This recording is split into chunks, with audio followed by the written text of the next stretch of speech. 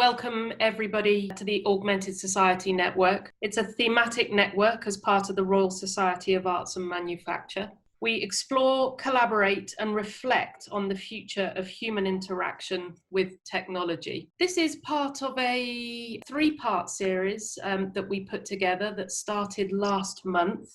This is part 2, and part 3 will be on the 25th of June. So if you enjoy yourselves today, we'll be wrapping up the three-part series on the 25th of June at the same time. Let me just do a quick recap on the headings. Part 1, which Jonathan will recap on in detail, was Can Technology Help Us Build a New World as we reimagine how we want to live and work together post-pandemic?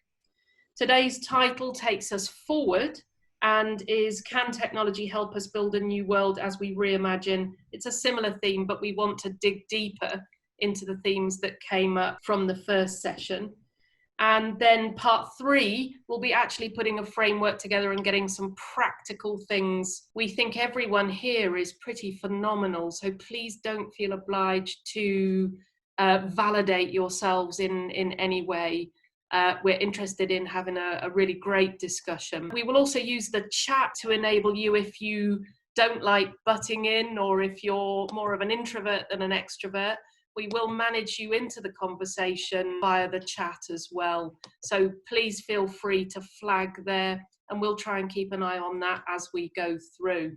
So Jonathan, the co-founder, along with myself, we'd like to welcome you to the Augmented Society. Jonathan, would you like to just recap on where we were from the first session? Yeah, absolutely. And hello to everybody. I hope that we're all dealing well with whatever stage of lockdown we're in.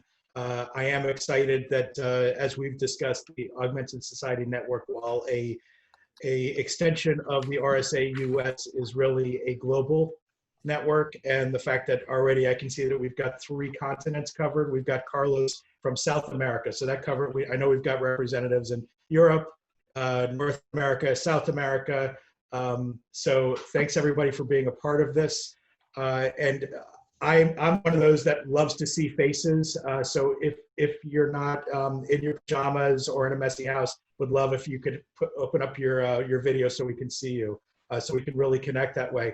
Just to recap, what we talked about last session really was sort of setting the table for what's going on, what we're hoping to reach out of these 3 sessions. So the key things that we found from that was the requirement for flexibility, the ability to look at what's in front of us. There was a lot of discussion about data, and maybe data that wasn't being paid attention to before. We've got that right in front of us, right under our noses, so let's take advantage of that. And we'll talk about how that relates into one of the themes that we'll talk about deeper today.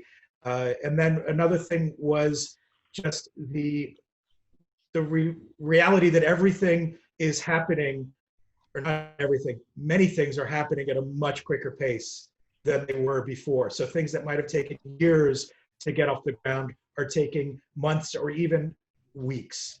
And so my offer to everybody as we move into this next phase is to not think about necessarily how things were or the obstacles that were.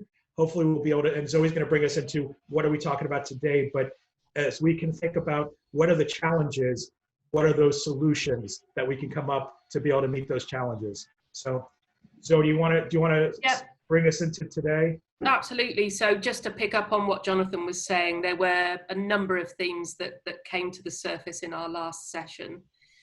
I think the most important ones, the ones that generated a good deal of discussion, were based on education and how things are changing rapidly in that field. So if there's something that you want to bring up in relation to that, please feel free to do so. Underlying that was the need for reflection. The sense of self and reflection is something that we wanted to revisit today as well. So the idea that when you say something, it's all very well when you're thinking about it, but when it really actually happens to you, it's a whole nother thing. And money and value also came up in a lot of what we were discussing. So again, if you want to use that theme to actually bring something into the conversation, please feel free. And as Jonathan mentioned, being agile, leveraging resources, understanding the disruptions that have happened to us to date, the behavior that came to the fore. And I think some of the things that I've been looking at is the way things have been turned on their head. Architects are now in the healthcare business. New buildings will be designed around keeping people healthy. This is not something that was a focus, while it is about keeping people safe. To actually be able to do business, you need to be able to understand how to keep people healthy. Car parks are now places where entertainment happens. Previously, car parks were where you left your car and you went to your entertainment. Children aren't going to school. Who would have ever thought of that? This is how big the change is. Whilst children are experiencing education online, children were not going to be in school. From a more, I guess, European perspective, understanding that the governments are now looking after the jobless in a much more significant way than they were or ever have been before. And finally, something that I really found very interesting indeed, that now local is as important as global. So if you want to pick up on any of those, then please feel free to do so. But hopefully that's given you a feel of where we were and where we find ourselves today. I know I feel like I'm in a significantly different place to where I was 4 weeks ago. So if that's something that's of interest to you that you'd like to discuss, please feel free to do so. So Jonathan, do you want to just get us started? Yeah, so as Zoe was talking about the schooling being different, my son came into I'm in his bedroom because I no longer have an office that I can go to or a quiet space because my kids are in school. So I know we're all dealing, or many of us are dealing with that. As we look at, if I can offer, Zoe and I don't want to be like the school marms cutting people off, but if we can just stay on point with what are those things, what are those bright things that we can maybe be working towards, and just to offer a few examples. Looking at the resources around us and utilizing them maybe differently than we had thought before. One thing that was shocking to me, while many say, oh, well, our supply chain should be local, not global, nobody was really looking at the flexibility of supply chain. So one example is if 61,000 hens were euthanized in one farm because the supply chain that started with them ended in restaurants that were no longer purchasing the eggs that they were laying, it seemed bizarre to euthanize those hens and cut off those eggs entirely when there were long lines waiting for food that were struggling to pay for these things. And then those that could afford see their egg prices going up. So that's one thing that maybe we can talk about, or just to get your minds going on what pieces that might be brought up today, is what are those issues that if just changing the direction might have had a profound effect, and how can we change things for the future so that we are more agile as a society. Another thing, we talk about education. Certainly here in the States, or specifically in Los Angeles, there's a big consideration of how do we even open up schools again if we have to have the social distancing in the classroom. We all know that we're not going to be able to build new schools to have 2 or 3 times as many classrooms so that we can divide the classroom sizes. So one of the things that with my company, Kaleido, we've been looking at is what's a different solution. So maybe you have the same teacher split that class into 3 and do the same 2-hour session 3 times during the day. And during those other hours, maybe type things and utilize rec halls or even office spaces that are no longer in use, because companies are realizing, why am I paying rent when my team is much more successful with telecommuting, right? So there's all these things, the if then that whatever, hoping we can sort of dive into. We don't need to solve all the ills of the world in this hour-long session, but if we can at least start those things so that when we come back for the next one, and even in between, we can be sharing articles. And if you send to Zoe or me, we can put them up on the ASN site, augmentedsociety.org. Then we can be thinking about those, and maybe out of the next session come real action plans to move forward. And again, just to recap as we go in, if we can really focus on three things. One is education, two is money/value, and third is it's the recognition of everything that's going on and the use of resource, using our resources maybe in ways that we didn't think before, but they exist. So instead of just killing things, we actually shift directions on it. So I will now open up to anybody. Mitch, maybe if you wanted to start talking now, or anybody else that has some ideas to get things going and sort of spitballing right now of what are some of the things that really struck you during the last couple of months that there could be a real solution for. I unmuted rather than muted, or whatever it is. Okay, so I was thinking of going, kind of towards solutions, but we're faced with a really interesting situation now in education, because it's pretty clear schools aren't going to open in the same fashion in the fall. It's just not going to be possible if you even come close to the CDC guidelines in the US. School budgets are going to be roughly 20% lower than they've been. And so we're in the middle of a crisis, but we shouldn't waste the opportunity of the crisis, because none of us have really been excited about what the education system was doing anyhow. The education system is going to be broken, and the question is how do we pull it back together again? And what I think a lot of the things that we're finding is that we really weren't teaching kids the way the mind works anyhow. And if we can rethink education around problem-based learning, where kids are solving real problems, they're using design thinking, we're really using agile project management techniques with the kids and have them learn how to do that, then we can get the kids, by the time they're in, say, 5th or 6th grade, to be in charge of their own learning and primarily need guidance so that they can learn deeply. They can take charge themselves of achieving mastery. They can learn to reflect. They can share, and really engage in education. And so that's really my hope, is that as a society, we're using this time in order to really rethink education. Can I just ask a question? Absolutely. Adult myself. Hi, I'm Diana. What I found was it was a bit like going to the movies. I would imagine when the talkies started. You basically, in the old days, you had text and you read the dialogue, and you had people posing and looking really interesting to tell the story.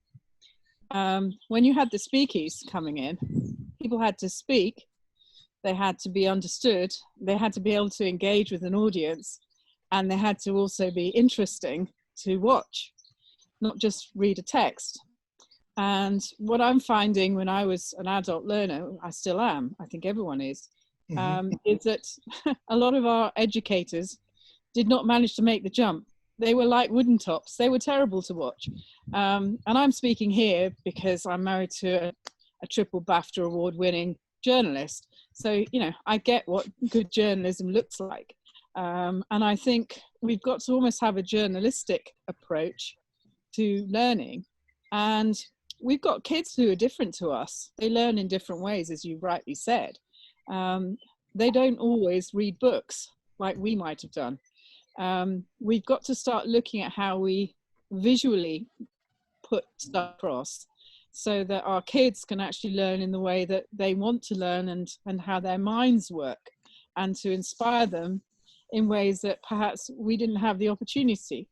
For me, that's why I think it's, although it's frustrating if you're a parent probably, a fantastic opportunity to completely rethink learning and education.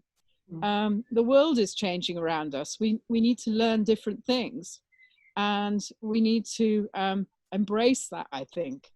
COVID for many people has been a terrible experience, and my heart goes out to people who've had the most terrible situations.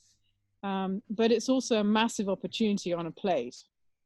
We've got tech now that we're using. Here we are talking to every continent in the world in milliseconds. It's just astounding. We wouldn't have been able to do this a couple of months ago. We wouldn't even have thought about it. Imagine learning in the same way, and how exciting that would be. we wouldn't be actually claustrophobic within little, classrooms which are small and pokey, and we could talk to the world, we could educate the world all together at the same time. We could use technology to translate so that we're all talking our own language and doing that in real time and articulating and sharing ideas. To me, that's what's so exciting today. I wish I'd had it when I was a kid, because Right. we would have probably thought a lot differently today. So Diana, a very good friend of mine is an educator, and we had a chat before this meeting today, and he was telling me how he had laptops and tablets out to his class within 2 weeks. He had achieved a 95% attendance, and he'd individually spoken to the kids in his classroom. And for the very first time ever, he had a window into their world, into the rooms and places where they lived. And he was able to establish a much closer connection. And equally with the parents, if there were parents available, were able to interact in a completely new way. And he felt actually incredibly empowered by that. And it's one fun, isn't it? You're looking face to face rather than around the schoolroom. Yeah. Cyril, what do you have something? Yes, I just moved to the US a year ago, live in Jersey City, and have, as a single father, a son as a freshman in a high school. My experience is all what you say is applied in the nice private schools here around New York, no problem. My son's school switched within 24 hours to online lectures. They have proctored exams with cameras, so no one really can cheat like it is done for professional certifications. Attendance is great. They are improving incredibly because the interactive studies in physics and chemistry is really amazing. But here in New Jersey, which is not really one of the richest states of the US, I just can say all the other kids, they are lost. When I talk to other people, kids are not attending, they are not sending back their homework, they have no access to internet. Public schools are somehow lost. And not every teacher in a public school is even equipped at home with all the tools which many private teachers in private schools have. And I think the big problem here is, once again, the people which can afford a nice private school, they are in an advantage, and the gap is getting bigger and bigger if this continues like that. And I mean, US is not a development country, so imagine in other countries where poverty or the spread of computer devices in every single household, it's probably much, much lower than. Right, Cyril. So I don't disagree with a lot of what you're saying, but again, thinking in metaphor, thinking optimistically of how, I think for me personally, I think that if the educators were to think of this less as a digital extension of what they were doing in the classroom, we would have more success. So whether people had devices or not, because kids can have devices, and if it's not taught in the way that's appropriate for the medium, then they're just as lost, even if they have all the devices in the world. So it's like, what are those things? Dave, you were raising your hand and you wanted to bring up something? Hi, Jonathan. Yeah, I was just thinking along similar lines, and I really like the point from Mitch about there's an opportunity for directed study. And just picking up on your point there, I agree with the inequality potential, both technology, but also self-directed study is a very particular way of working. And it works for some people, and it's a learned discipline for people who operate that way or are inclined to do so. So I think on your point there, I think there would need to be an action around teaching self-directed study, because if you're working on technology the whole time, there's plenty of opportunity for disturbance, WhatsApp coming through, procrastination. It's easier just to game or play a game, try and learn through that, than it might be to apply yourself to a very rigid curriculum of study. So I think, an action to focus on there might be around how do you embody that in a world that moves towards more autonomy? how do you embody a sense of self-directed study, life learning, and that mindset? Because I think that's going to be really key, because I assume the technology is going to be there, and I would assume that most youngsters coming through, once they have the tech, are quick to learn it, but it's going to be harder as slightly older individuals. It takes time to master the self-directed part. I agree. And I think what's also going to be difficult is serendipity. Mitch, you're mentioning, you know, the ability to meet other kids, which is incredibly important, and a vast world in which a lot of discovery actually happens in those serendipitous moments. Amy, you wanted to ask something? Yes. Hi, everyone. I'm Amy. I also live in Las Vegas. I'm an educator. I teach 7th grade science. I teach online. I've been teaching online for 3 years now. And I also see this as a huge opportunity. And there are so many pieces to this.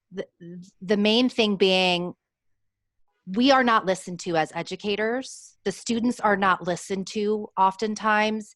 It's not that we don't know what to do, but you're dealing with a bureaucracy. It's just like you said, you know, private schools can pivot. They're agile because they have money, they have resources, they have a culture of being open to innovation. And there are many of us that are educators that can see very clearly what needs to happen, but we oftentimes feel powerless. And I can say from personal experience, I've been punished many times for doing what I know is right. This month, I was almost written up for doing what I know is right. That's the reality of being an educator, because we're buried under systems of not just bureaucracy, but also oppression. That's my feeling. Jonathan Toll. I'll stay positive. I'm a governor in a school in the UK and work with some group of educators. And I think my observations of the crisis is that we've not started anything new. What it has done is accelerated existing previous trends. So I think it's given educators permission to experiment within the realms of all that bureaucracy and all those controls. But what I'm seeing and hearing back is teachers and students being able to have a dialogue about how can we do this better? Let's give this a try. If it fails, we've just given it a try. And I think that's encouraging. Yes, I agree with Cyril, we're seeing some differences in social mobility and the difference, but I think overall, it's accelerated that trend towards using more technology in the classroom and also linking different classrooms together. So I think even if we go back to the schoolroom, I can see us more of a global citizens. And actually, someone said before, I think it was Diane saying, actually, when I've been linking a school in Nepal, for example, with a school in the UK. So I think that's the positives is it's allowing us to experiment and try things without fear of getting it wrong. So the idea of twinning with schools is even more of an exciting opportunity now. And I think it was before. And I think to add on to what Jonathan was saying, whether he meant to or not, the fact that there are these it's not just one track. You can take multiple tracks now that weren't maybe available before. So if we're talking about some of these outlets that we now have as augmentation to that normal track that we used to have, right? And it's interesting because with a lot of the points that are talked about, this isn't just about education. It's about management. And I'll share an article in the New Yorker that talks about moving to telecommuting. The fact that the biggest challenge is probably management, knowing how to track how people are doing. And if you can read the article on your own time, but talking about how other things have happened, whether it's with when we moved from steam to electricity and the uptick of that and the obstacles there. I don't want to get into obstacles, but there's some learnings in that article. It's up there in the chat if you want to take it down. But we need to be looking at this holistically. And to Amy's point of people having the ideas already, but the leadership really allowing that to flourish. And again, we're in a place right now that nobody knows. And I keep on telling people on my team or teams that it's not about being absolutely perfect, because this is really the time that we have the most forgiveness because we've never been through this before.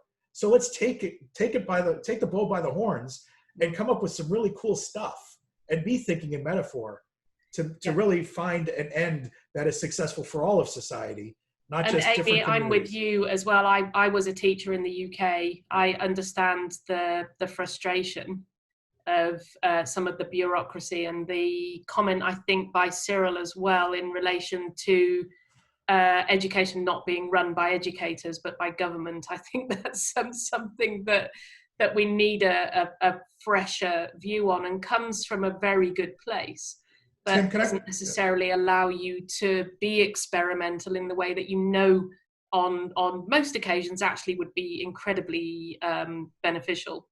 Tim Stiven, could I call you out and put you on the spot? Just because you are in a public school that does things differently. And so how have you succeeded?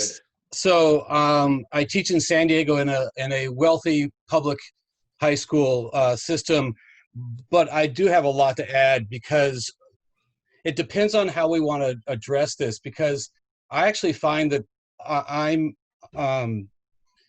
cautiously optimistic about the future, because the system, the weaknesses have been exposed, and the only solution forward is for us to innovate. We're going to have to transcend the negativity and transcend the politics, and it's so hard to do right now in June, when in May, June, where the teachers are already at their our energy's there, yet we still have to do this fighting. And Jonathan, we have been innovating, and I find this opportunities, and everything that's been said is so true. The idea that we can actually connect with other schools is now right in front of us right now, intercontinentally, is there, which is really, really exciting for me. And I think that idea about the project-based solution and problem solving is going to be something we're going to have to look into, because I'm not going to be lecturing like I used to. It's just not going to be that way, because they're not giving us the time. And what I just heard from the California system, where, I mean, literally, they're talking about the elementary school kids are going to be given a ball so they can play by themselves, because they're not going to be able to interact with students in any kind of physical way, and that they're going to be eating their lunches by themselves, is a nightmare scenario that we can't let us get down, because we're going to have to get past that, because there's some exciting things that we really can do. And I think it's going to be at our level. My parents just had a coup and so scared the innovators in the school district at the trustee level that they've worried more about grades than actual learning. And we've completely had to change our rating system. We had done credit, no credit, because of the equity issues and because of technology problems that even in upper middle class district, we're still having problems with. And they buckled under to the parents, and we now have to do grades. And you bring up that sense of self, yourself in this. I am a different person to the person I was 6-8 weeks ago. I think very differently. I think more quickly about some things. I have less tolerance for others. It is a time when I can go back, let's say, but be my other self, my better self. Right. My desire to kind of, just be what I was doing before just isn't there anymore. So the new sense of self, and we were discussing this last time, how has that affected everyone? You're not the same as you were. Things have happened. How's everyone different? To be frank, I've had hardly any change at all. Oh. In fact, it's been blissful in many ways. Elaborate. How so? I've been working from home for 10 years, and because I work in technology, for me, I've always been talking to my customers remotely and working remotely. It's a far more efficient way of operating. I'm just so thrilled you've all joined me at last. Welcome to the freedom. I think we do probably have a number of people on this call that are in that same boat. It's sort of like, thanks for finally joining. But yeah, welcome. For people that are on this that are either already in that space, what advice, if we were to encapsulate the main things to hold fast to in terms of working remotely, being productive by ourselves? Well, there's a certain amount of self-discipline. And I think the other thing which is important is you need space to be creative. You can't just come up with it like a magic wand and there it is, ta-da. You need time to sort of unpack yourself and to sort of chill out. And that doesn't always require you to be with other people all the time. And you can do a fantastic brainstorm with people like we are now. It's just a different discipline, a different way of doing it. And when you're talking about education, universities have been doing distance learning for a long time. There's a lot to learn from those guys, and a lot of them are trying to find some cash, so they might be pretty keen on trying to pal up with some of you guys and share their expertise and resources. I think there's huge opportunities out there. And I think when you're a bit too close to the action, you can't see the wood for the trees. Right. Sometimes being a little bit outside of it and looking in gives you a different parameter. And for me, as a remote worker, that's often what big companies want. They want a fresh pair of eyes and a fresh pair of lungs to sort of look at it all and come up with stuff that, is different. Isn't what they've been banging on about for years, but actually something which is just a little bit left of field or even in a completely different field. And for me, that's really liberating and exciting. And yes, we need to sort of move on. Amy, do you want to? Richard, go ahead. The same people who got us in this mess aren't necessarily the people who are going to get us out of it. Right. And I'd like to feel I'm helping on the getting it out of it Right. side of the fence. Richard? Yeah, well, I would sort of take a view that's in the middle because I mostly do remote work, but I'm also a member of an angel group that meets live, or did, twice a month, plus did detailed sessions with entrepreneurs, several times a month. And you lose a whole lot of serendipitous interaction, networking before and after meetings, getting a sense for people from all the nonverbal cues that it's very hard to do in Zoom. Right. So I think, certainly most of my work and, what you're saying about discipline is very true, that if you're disciplined, you can get a lot done at home. I think remote work has to get a whole lot better before it can match face-to-face in a lot of ways. I think you've got to do a bit of a blend, haven't you? Yeah.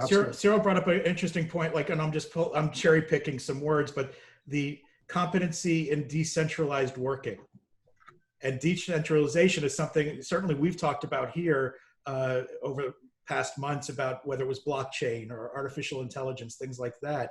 And so it's almost funny when we said, let's focus on three things. Each one of them, neither, nor are mutually exclusive. To emphasize that, I thought of this recently. People are talking about just decentralized, but I was in IT long ago when the hot thing was distributed computing. And distributed is a blend of, the resources are wherever it makes sense for the resources to be. Whether they're in the cloud, whether they're local, they're yours, they're somewhere else. And I think it's a mistake to talk about centralized or decentralized. Anything that makes any sense is blend. And the real issue is to get the right blend. Right. Which then goes back to the resources in front of us. Amy wanted to jump in. Yeah, that's okay. I'll jump in when I'm ready. The point kind of moved. So. Sorry, Jonathan. No, it's all good. I would love to hear we all would love to hear other voices. So, Diggs.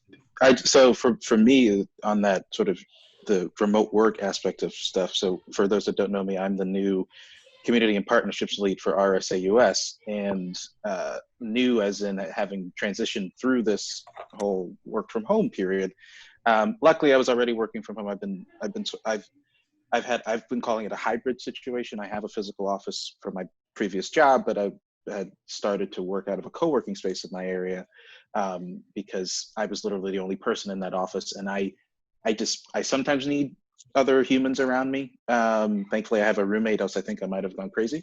But it's just even the sense of like, you can even change what you're doing during this outbreak. I feel like a lot of folks were really sort of hesitant or scared of not folks, I'm sorry, companies were scared or hesitant about what working from home or remote would look like until they were actually forced to do it. Not that they all need to stay that way in perpetuity. I think Richard and Diana and everybody else was chiming in on thinking distributedly is definitely going to have to be the way to go moving forward. But it doesn't have to be something that we're afraid of, and you can change even, in spite or through it. Is all I was going to add. Diggs, I think it's interesting with you talking and what Richard just said about having that interconnection, that connectivity that's beyond the X's and O's of what the business is. I've used Slack since it launched for different projects that I've worked on. Some are more successful than others, but I found that in looking at Slack, not just as a way to communicate as if you're talking to somebody in the desk next to you, but to give other perspectives. For instance, RSA US has set up a Slack account that's sort of like in a beta mode now that anybody's welcome to be invited to and join. And we've started to put different rooms in there to get to know people better. So first somebody put up a recipe sharing space. And then I absolutely stole from the view from my room that's so successful on Facebook that, if you haven't seen it, it's absolutely amazing. People from all over the world taking pictures from their window. And I figure, why don't we just do this, the view from my RSA room, which just that has provided, again, it's a tool that existed, and just using it a little bit differently, that provides that interpersonal relationship that wasn't there before. I think that's really interesting. Yeah, go ahead, Tim. With my students, my AP European history class, we actually spend more time on Discord than we do on Google Meet, because it's already integrated, it's part of their lives, and they feel very comfortable working there. And actually the technology is a lot quicker, and there's a lot of problems with Meet. And they're just like, why don't we just meet in small groups on Discord? And they're creating their own little small Discord, and they're having those group discussions that they would have done in a small group setting, but they've already kind of adapted pretty quickly. So it's those kind of ideas that are already there, and having the adults get in on it and then see how it can work and adapt. I'm completely with you. So if we just move on, because we've got about 20 minutes left, and some of the other themes that came up were around money and value, which I think was something that we had a lot to talk about last time. And we were talking about the adding value, and somebody in the chat was just mentioning about using location to add value. So if you go somewhere and you add value to something, or you go somewhere and you don't add value to something, just on a practical basis, you've driven your car to somewhere that was a bit pointless, and you've added pollution, you don't add anything to that. How are people dealing with understanding how they themselves add value to something? How do you know you've been effective, even when you're currently working at home, or you're working on a tech project, for example? How are you measuring your value at the moment? Because you're not getting the high five. You're not getting a lot of things that would enable you to know that you were being effective. Has anybody got any examples where they've struggled with that, or they found a good way of doing that? Well, I coach a lot of business people. I mean, mostly in education, but the business people in education.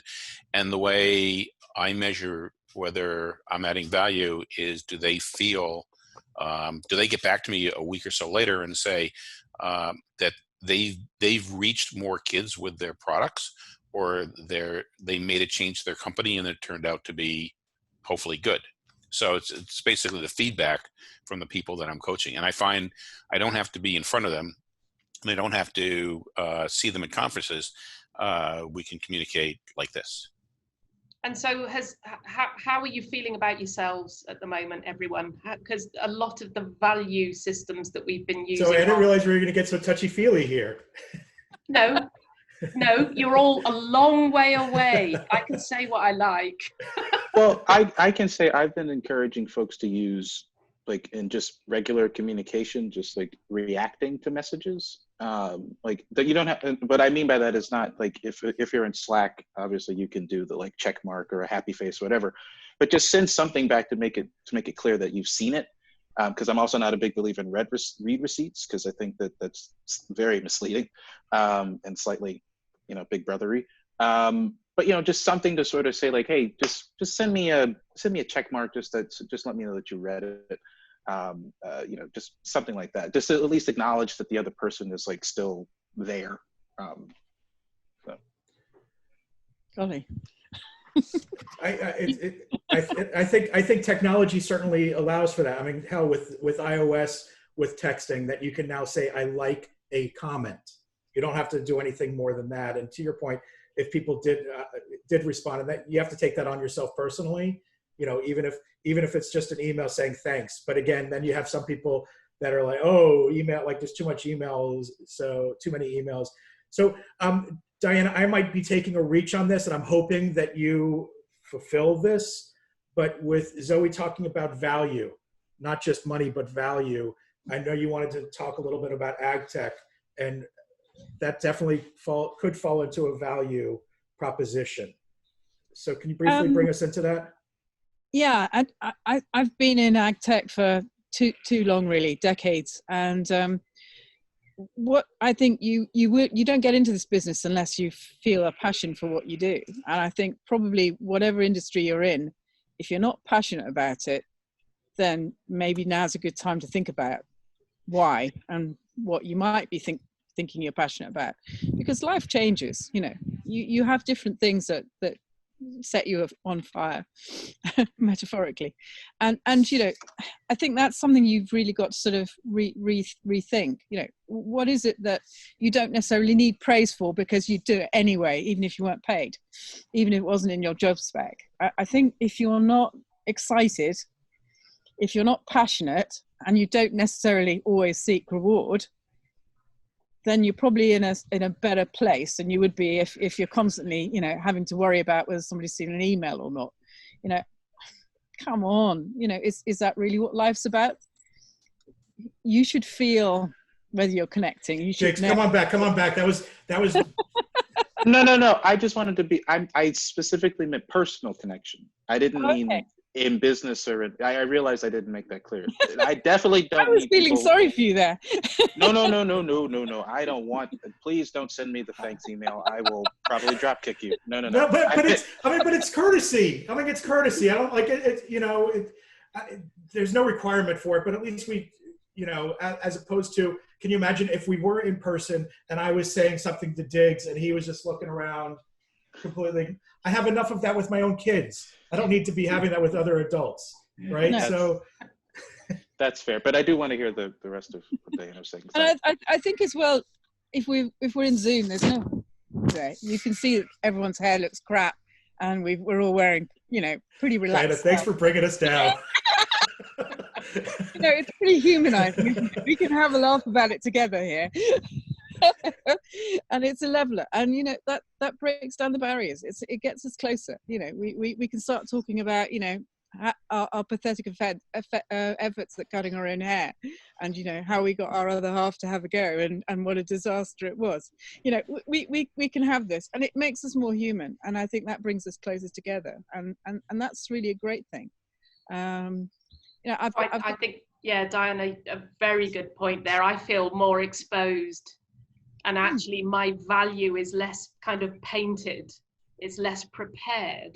So I feel more able to be a bit more cheeky, a bit more, I might just try something different, which has affected my sort of sense of what on earth was I doing before that made things much stiffer and much less possible, and removing the chance element completely. I feel much more exposed to chance now than I did before. Do you feel you're having a bit more fun as well? I mean, here in the UK, we're always known for rain, but actually it's hotter than the Sahara at the moment, by the way, just in case you needed to know. And I've got a webinar tomorrow, and I was going to dress up as Lawrence of Arabia, and I've even got a little mini camel, and I'm just going to have a bit of fun with it. You know, Diana, you can have your dog, and if your dog is framed correct, it looks like a llama. Your dog looks like a llama, so if you frame your dog well, that could suffice. I'd be a little bit careful there, Diana, and just have a quick think before you do that. But yeah, I would love to hear some other. Mohammed, you've got your hand raised, yeah. And then Dave after. Yes, hi, I'm Mohammed. So a question for Zoe, really. That was a very interesting comment there. I'm curious, do you feel more comfortable because it almost feels as though you're letting people into your home, which is your environment, as opposed to being outside in a work environment, which is maybe a bit more formal? I think it goes to what Diana was saying as well, being quite sort of stiff generally. I do, I feel, you can see in my background up at the top here where we couldn't reach to get the painting done. So my husband just put some boxes up there, and it's kind of like, it's actually quite a talking point how difficult it was to even just reach something. And now, that's something that I will willingly talk about. I've been horrified, if the pad of paper was in the wrong place in the office, or, the impression that I was giving was different. So yeah, I think it is a lot more interesting. And yes, I feel more relaxed. Well, Zoe, this is where you put all your, I love my teacher mugs. Oh, right. Dave, you had something to say? Yeah, I just, it's not, structured thinking around this, but it strikes me, and I personally have felt during this time, and had some time off as well as working remotely, but it strikes me there's a quality, not quantity debate in all of this. I've had days where, I've been at home, the garden's got lots of stuff done. There's been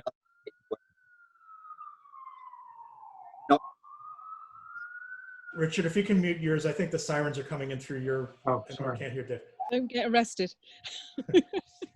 So I think there's something about, again, it goes back to the self-directed piece. There's something about your kind of personal if you get up and you know what you want to do, you're focusing on adding real value, and you're really clear about what that means, then you can go after it. Because let's remember, we've made that shift from just turning up and doing 9 or 10 isn't good enough anymore.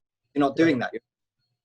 So you have to measure it in ways which are much more directly quantifiable as an output or as a difference to someone in the interaction. So I think this quality, not quantity debate you have to have with yourself around the contribution that you make, and not be measured by time sheets and base metrics that you might be in the corporate world.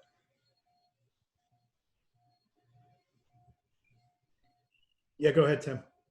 I think it was really interesting that whoever brought up the idea of going from silent to talkies. I think that's a really interesting way of looking at it. And a lot of, actors who were famous, stage actors, they didn't make it. That there's this a new group of people who are going to be able to really excel at this new way of communicating, and it's going to take some training for those who are not at that self-motivated, because I'm again thinking about my students. There are some who just can't get themselves out of bed, and there are other kids who are just so excited about what's this new thing we're going to be doing. It's going to be an interesting transition. I think it's that very similar feeling going from silent to talkies. That's and I think there's tremendous opportunity for anybody that does create that thingamajig app, whatever it is, that helps people motivate, that we're so used to having something. And look, I've had enough of my career in an office and enough where I'm working remotely. And the office is great to Zoe's point, the high five, but it's also horrible for people coming into my office and just start spouting off about nonsense. And I'm I can get done in 2 hours what it could take 8 hours in an office, for all the breaks that happen. Well, I think also, what we're dealing with is very primitive. Right. One of the things, I've been having a conversation with Pippa Mothersell about the fact that in Zoom, there's no eye contact like there is in real life. Right. And in theory, you should be able to come up with some way to simulate eye contact that's reactive to when you're looking at a specific person that mimics it. And I think that would make a huge difference, because it's sort of, you don't know who's looking at you. You can't get people's attention. You don't have these sort of side. So it's almost like they need to build the camera behind the screen, much like they've got the fingerprint sensor behind the screen on mobile phones. Because if the camera was behind the screen, I could be looking at, whatever image is there in Zoom, and it'll look like I'm looking at it, as opposed, like, I do try to look at the camera directly, but then I'm not looking at anybody's reaction. So it's an either or. I think, yeah, the point about this being rudimentary is, I think we'll look back in 5 years or so and just laugh at what we're doing now as being, just a little postage stamp sized picture of everybody here, when we'll have our haptic suits and we'll be in a world where I can wander around and see what else hasn't been painted and what else is in a mess. Yeah, well, that's been the dream with AR and VR, and whether they're going to be real enough, how soon, is a big question. But yeah, I mean, I've seen some really impressive demos. Yeah, also fascinated, Richard, by the idea of, I think, Dean, you were just talking about, the dead end jobs of yesterday are now, the key workers. But at what point did I think I could just leave this world behind, actually? We've messed it up to the point where I'm just going to go into a virtual space. I know it's not what we're talking about now, but those senses of reality have changed significantly. And yes, this will look silly at some point. I would think it was not so much for dead end jobs. I appreciate that's such a loaded statement, but I guess the point it was making was a turning upside down of key values and certain jobs. Things I've long, white collar workers are suddenly being completely automated and moved by the wayside. I mean, sort of following interesting from what Diana was saying is, I've been working from home the last 10 years. I'm seeing clients pull back because clients themselves are being unfurloughed, so they're not going to go forward with work and everything else. So it's not so much whether I could do my work, and actually now should be my busiest time. People should be going online, should be strategizing, should be digital, should be all of those things. They just don't have the money, and there's a nervousness of why to spend money at this moment in time, not knowing whether they're going to actually exist within 3 to 6 months, 12, 18, is it 24? Is there going to be ever a vaccine? So suddenly there's a nervousness there where, from a technology level, it should be full steam ahead. Yeah. In fact, I should be in a perfect position, but I'm not. I'm a long way from. And I think, the only thing I can think back to is a point where plumbers became a key commodity a few years ago, and everyone was, everyone had moved on to digital. We suddenly haven't got any plumbers, and suddenly that was become the job to be going into, and we're making silly money. And why do we pay X number £100 an hour to a solicitor, and suddenly the key workers are being held up? And it's almost like one of the things outside of this isn't just a technology; it's almost a societal turning upside down, or perhaps the right side back up again. Yeah. So we're coming to the end. I wonder if anyone who hasn't spoken would like to offer anything into the conversation before I begin to round up. Carlos. Hello, can you hear me? Yep. Well, well, this is my first time, so I have been quiet because I speak a lot, so that's difficult for me.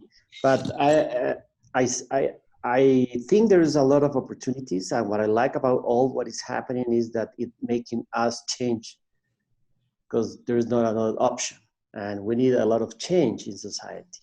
So I would love to maybe not right now, but maybe in the next meeting, because this idea of how to have the better of education and the quality instead of quantity and value instead of money, I like a lot, is what can we do to take advantage of everything that is happening right now, that actually when we are in the post-coronavirus or COVID moment, we can take that advantage.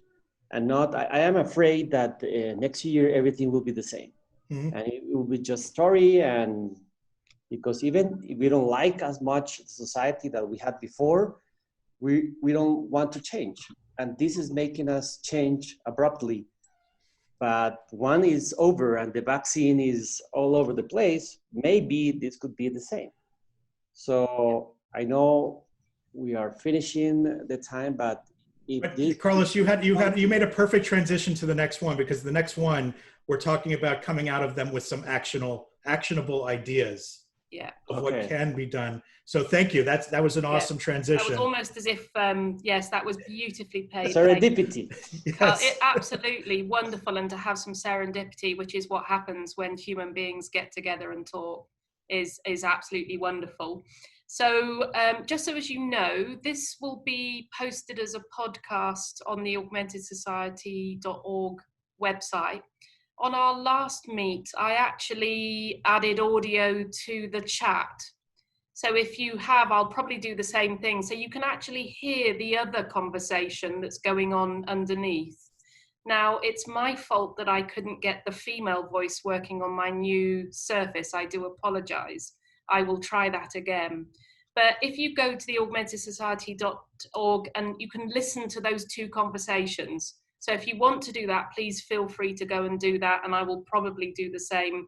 It depends on what's been going on in the chat window. But we've actually made the chat audible. So do have a look at that. Our next session is on the 25th of June. And it's, as Jonathan said, we want to come out of this with some practical ways forward that we can, having spent some 3 hours together, that we've got ways of actually taking all of this forward and being able to have a platform on which to move ourselves forward, both personally and professionally. So I've got to do the NHS clap. Right, we've got the NHS clap. Thanks, Great. Diana. Thanks. So for those of you that are going on to do the NHS clap, enjoy yourselves. And Jonathan, did you just want to close us out? Yeah, so just remember, in the next session, we're going to be covering the same 3 topics as a way to follow through. We'll have breakout rooms so that people can talk about different things of interest. I thank you all so much and look forward to, again, share stuff if you've seen articles, and we'll post those as well so that others can appreciate and enjoy them. And always completely energized by these conversations. So thanks for joining us and participating. See you next month, if not sooner. Okay, thank you, Cheers. Zoe and Jonathan. Bye. Bye. Bye, everybody.